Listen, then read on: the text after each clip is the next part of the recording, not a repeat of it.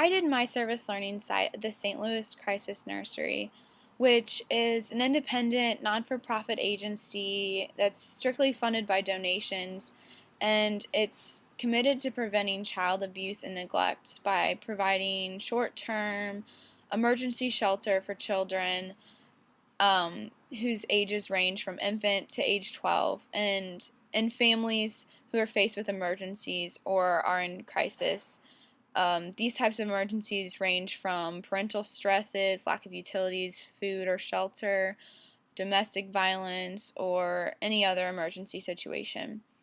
The average stay of a child is 2 to 3 days, and during their stay, each child receives 24-hour care by trained professionals, a medical exam, a developmental assessment, medication, and well-balanced meals and snacks.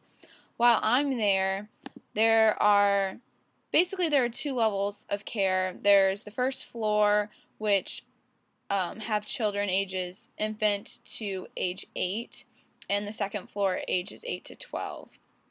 And basically, wherever they need me that day is where I volunteer. I really have no preference over either. They're really awesome, and I get a totally different experience depending on where I am. My duties include basically just playing with the kids and taking care of them.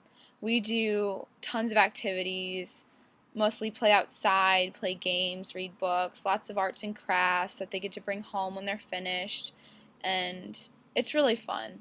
Additionally, I also help feed them snacks and meals, help with bathing and getting the children ready for bed or nap time. These children are not used to being in such a loving environment, and they really form close connections with the volunteers, and I think that's probably one of my favorite parts about volunteering there. After reflecting on my experiences to date, I found that it's really sad that something like this is needed in our community, but since it is obviously such a problem, I am glad that we have this option for people. I think that the Crisis Nursery is an awesome organization, and I'm glad that they're expanding their location. They originally started out as a one-room place in the Metropolitan Medical Center, and now they've expanded to having 5 different locations around the St. Louis and St. Charles area. I've really found this service learning site to be really enjoyable experience, and I think that the only thing I really could say that I dislike about it is how sad it is that how terrible some of these kids' lives are and the amount of hardships that they're forced to go through because of something that a parent or a family member did, and it's completely beyond these children's control. They're so helpless in these situations. And it's usually also really hard to say goodbye each time I have to leave. The children never want to let you go. They form such close connections with you, and it's just hard to say bye. I plan on enhancing my service learning site by genuinely trying to make an effort to make each child's experience a really positive one. I think my goal when I'm there is to make them happy because they really deserve it. I know that they've gone through a lot, and these 2 to 3 days I just want to make it fun for them and give them the love that they deserve. One thing that I would like to do in my service learning site to make it better is to stay for longer periods of time when I go.